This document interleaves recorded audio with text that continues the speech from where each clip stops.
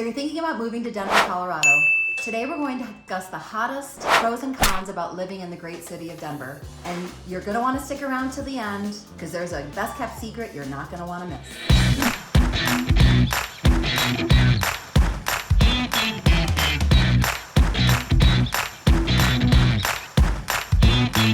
If this is your first time to this channel and you want to know everything there is to know about living in Denver, Colorado, then subscribe below or tap the bell for notifications.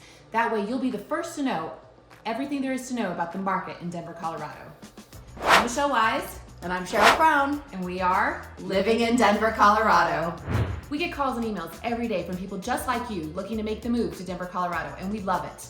Whether you're looking to move in 9 days or 90 days, give us a call, send us a text, or shoot us an email. All our information is down below in the description. While we are licensed realtors in the state of Colorado, our main goal is to help you understand all the great things that Colorado has to offer.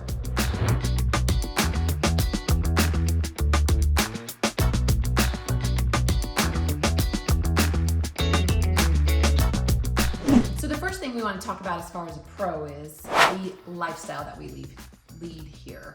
It is amazing. We have the outdoor ability to be outdoors almost year round, even with the snow. In fact, Colorado is one of the most fit states in the entire nation.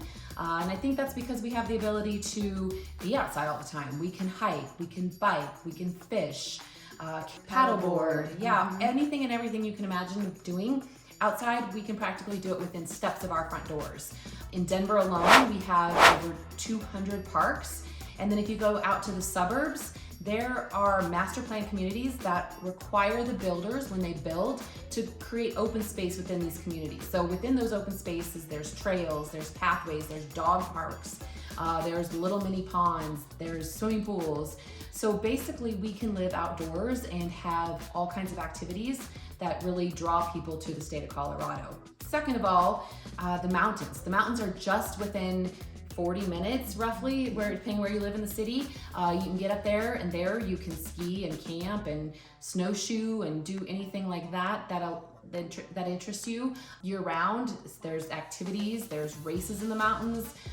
Pretty much anything you want to do in the summer or winter you can do in the mountains. Yeah, the summertime has great festivals.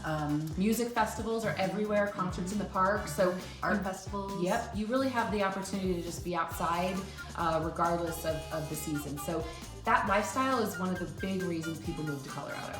Another piece of our lifestyle here is that we have, if you're not really into the outdoor piece of it, we have so many indoor activities you can do. In fact, we have so many sports franchises here. We're one of the only a handful of states in the nation that have 4 or 5 pro teams. So we have the Broncos, which I am a huge fan of, unlike Me, I'm a Buffalo Bills fan. On top of that, we have the Avalanche, which is our hockey team. We have the Rockies for baseball, and we have the Nuggets for basketball. And we even have a professional soccer team, which is near and dear to my heart because I have college soccer players right now. So we are a big soccer family. So Broncos and soccer, that's us.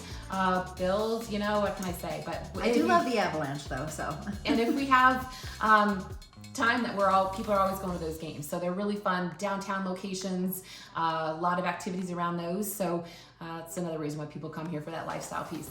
Okay, pro number 2 is our location. So when you think about where Colorado is in the United States, we're very, very central. Then think on top of it where Denver is in the state.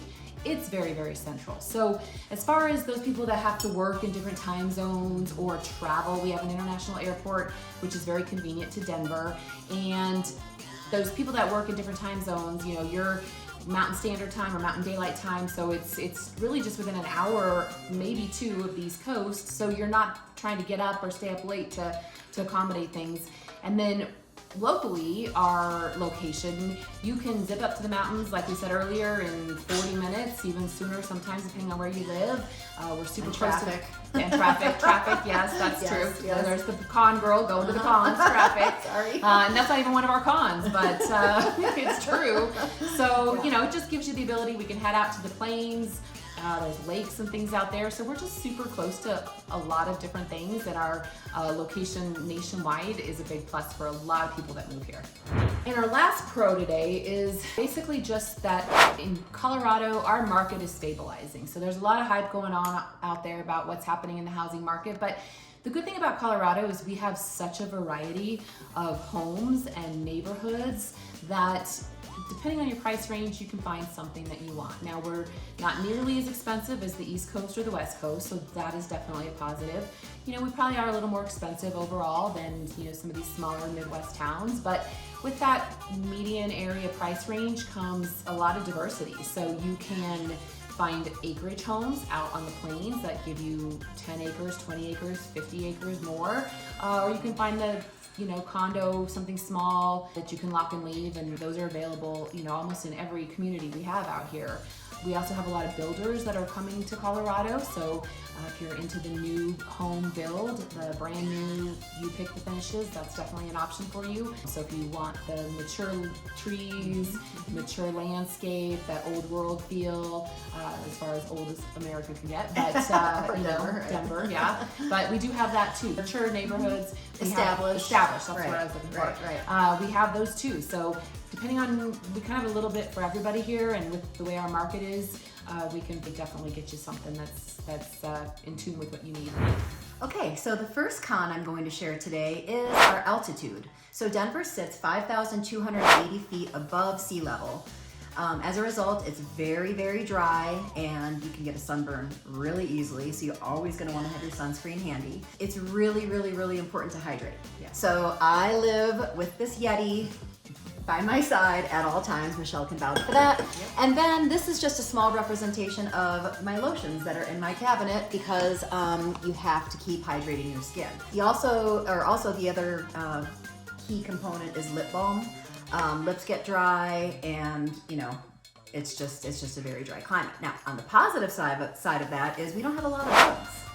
Love that fact. The occasional mosquito and maybe some flies, but otherwise, like, you can leave your door open and you won't have a ton of bugs come in like you do in the East Coast or in the South, for sure. And don't forget, there's not a lot of oxygen here either. People come here and they complain that they can't breathe. So even going up and down the flight of stairs, you'll see people puffing winds just because there's not a lot of oxygen. So you get used to it though. Yeah, it takes a few days to acclimate, but yeah, altitude sickness is a real thing. So hydrate, hydrate, hydrate. Super important. Hydrate your skin, hydrate your body, keep your Yeti close by, and your lip balm in your pocket. Yep. Okay, my second con today is mass transportation. So you're pretty much gonna need a car if you live in Denver, wouldn't you say? Yep, totally. I mean, if you wanna get to the mountains, there's really no way to get there unless you drive. If you're in downtown Denver, there is RTD, there is a light rail that can get you around like north to south, but if you want to explore everything that Denver has to offer, I think it's really important that you have a car. And I think if you want to go even within Denver to a park or somewhere like that, what we talked about with our active lifestyle, you could have a bike or a skateboard or something, but to get much beyond that, you're going to want a car. Yeah, and we have Uber. I mean, Uber is super accessible here. We have those, what are those scooters called? The birds. Yeah, those are pretty fun. And then, also in downtown, they have those guys on the bikes and women, and you can just hop on the back and you can ride around town. Those are fun to take to and from the games that I talked about earlier. So exactly, I know. We did that the other night, and we left. We left a concert actually at what's it called now? Ball Arena. Ball Arena. It's had so many names, it's hard to keep track. But anyhow, yeah, there are options downtown, and actually, that also the light rail now goes to the airport, so that's pretty convenient. It is. But in general, to really maximize your life and your lifestyle in Colorado, you're gonna need a vehicle. Okay, last con of the day, and I'm gonna share a huge tip that not all realtors share with their clients. So true. Yes. So winter weather. Winter weather is a real thing in Denver. Last night we actually got almost a foot of snow.